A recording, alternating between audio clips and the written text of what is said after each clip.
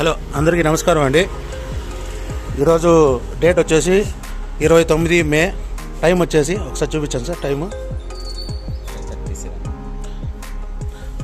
Morning 5:37 అవుతా ఉందండి.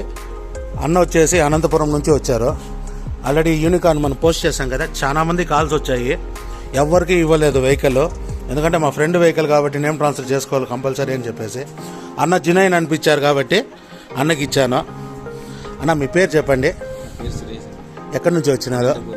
అనంతపురం నుంచి వచ్చినారు. బండి ఎట్టుంది బ్రదర్? వర్తబుల్నా?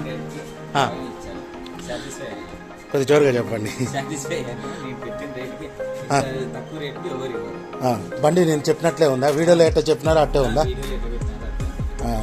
సాటిస్ఫైడ్ కదా? మీకు డాక్యుమెంట్స్ ఇచ్చానా? ఇదే అండి బ్రదర్.